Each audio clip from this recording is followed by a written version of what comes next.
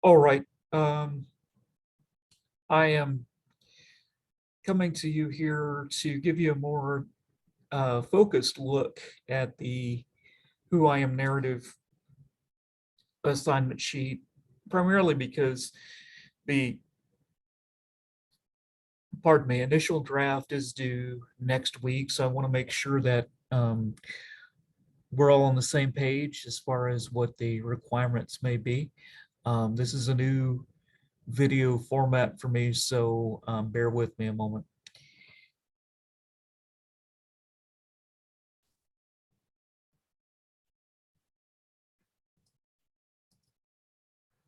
All right, so you should see the assignment sheet here. Again, this is in your week 2 folder. Okay, so hopefully you've already taken a look at this. But in essence, what this is asking you to do is to create a story, to tell a story um, relevant to your life, about your life, something that is in some way defining to who you are, um, in so much as it can be encapsulated in a brief story, because really we're talking about a 3 to 5 page double spaced piece. In fact, in the first draft, I believe I asked for 2 pages. I can't remember. I have to look at it. That submission link is already open for you in the week 4 folder. But we're at week 3 now, so I wanted to just spend a couple moments here going through this. Again, as it says in this assignment sheet, essential to understanding this and understanding the concepts here are is the essay in, I believe, the week 2 folder, the Who I Am story essay. Make sure that you read that, okay? And because that'll give you some insight into this. And it also lists at the end of that essay a number of suggested exercises that you can engage in to try to come up with some ideas, try to really see where you might go in various directions and so on and so forth with your piece. So also for this week, in this week's folder, the week 3 folder, you're going to want to look at the video on adding dialogue to your piece as well. Okay.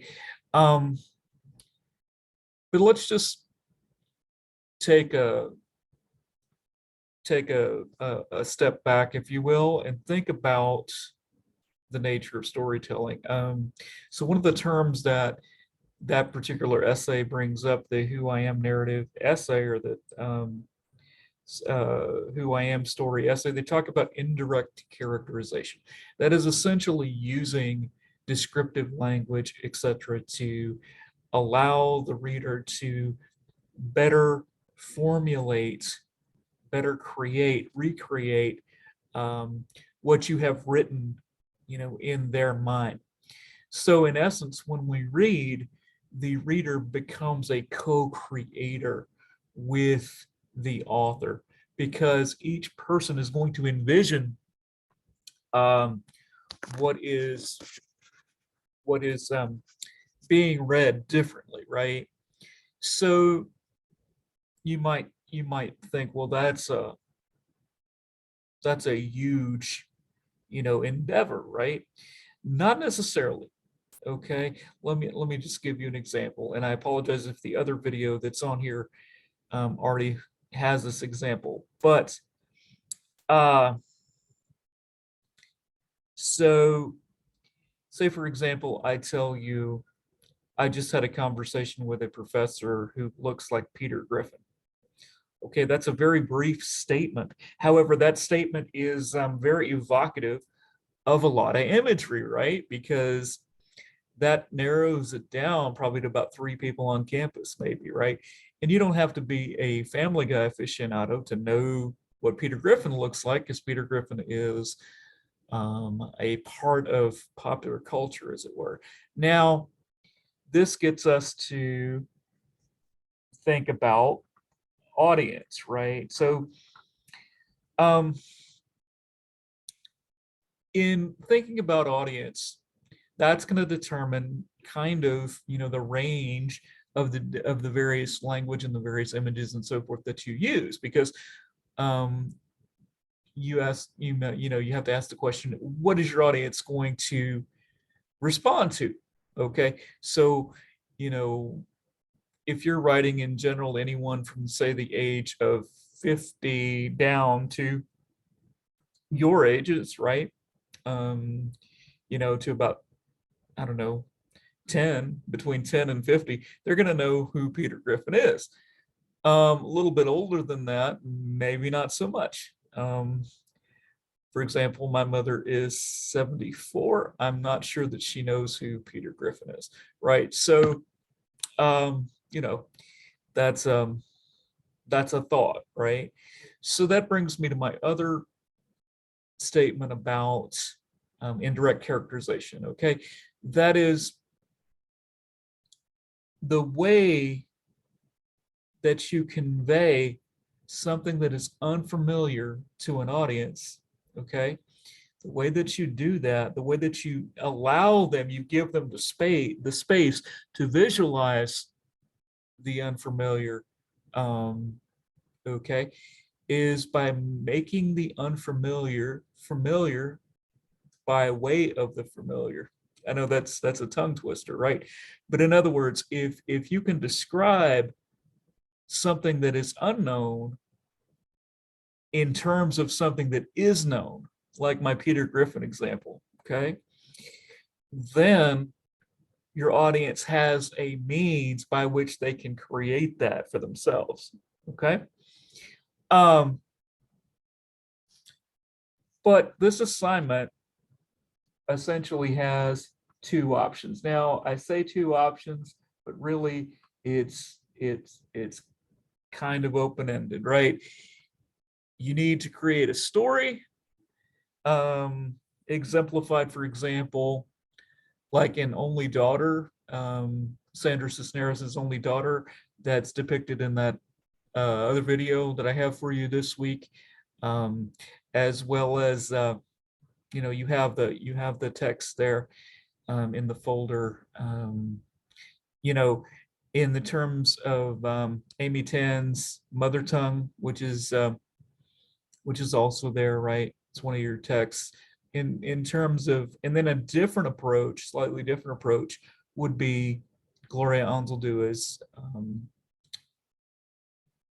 How to Tame a Wild Tongue, right? That's less narrative, although there are narrative elements to it, right? Because she talks about growing up with her brothers and sisters. She talks about encounters with other academics and so on and so forth, and how that plays into her use of language and so on, right? But anyway, so those are some examples. But as far as this project is concerned, the first option is really about conflict resolution and what you learn from a conflict that involves your responsibilities between one or more groups to which you belong, and when those responsibilities clash, right? And how you deal with that clash, how you deal with that tension, how you resolve that, okay? And again, with regard to narrative, specific is always best. So don't try to take on narrating like 3-4 instances of something, right? Try to stick to a focused piece, right? Try to stick to like a single incident that embodies that, right? And then the resolution of that conflict, in so much as there is a resolution, and then what you carry from that, what you learn from that, right? That is option one. Option two is more of your traditional who I am narrative. That is very much like, for example, Only Daughter, right? Sandra Cisneros' essay, right? Um, for her, the phrase "only daughter" is foundational, right? She is able to use that phrase and to talk about really the relationship between her father and really her relationship with her family and with her cultural identity and such as she grows from childhood to adulthood and so on and so forth, right? Um, and for Gloria Anzaldúa, for example, um, her for her, her language is her identity, right? Her tongue, i.e., language, is her identity. And of course, she talks about the metaphor of the physical tongue in the dentist office and how the dentist is in there with the tools and so on and so forth, and her tongue is going from place to place within her mouth, and the dentist says, we're going to have to tame your tongue, and that, of course, is the prevailing metaphor throughout that essay. And I appreciate that essay very much because she pulls no punches. And again, thinking about audience, her audience very much, um, it's an academic, it's an academic piece more or less. So her audience is primarily white academics, and she knows that, and particularly in the time that she was writing that, she knows that most of her audience is going to be hostile to the ideas that she's presenting. um she doesn't care. She speaks truth to power, as it were. That's basically a cliche phrase, but she does speak truth to power, right? um so anyway, what I'm asking you to do is to essentially write a, at least initially, like around a 2 to 3 page uh, piece on that. And again, any on in terms of the who I am essay narrative article, right? The one that's in PDF, and I believe it's the week 2 folder. Please read that and yeah, and look at the exercises that it is proposing that you do. And I would just do those, even if you do them on whether you do them in Microsoft Word, whether you do them on paper, whatever. You can always take a photo with your phone of anything you happen to write out on paper, etc. Um, and ultimately, it can go in your digital folio as the term moves along. Once we begin to have to actually generate material, like for example, this initial draft, I'll begin to show you how to start your folio and such, okay? Um,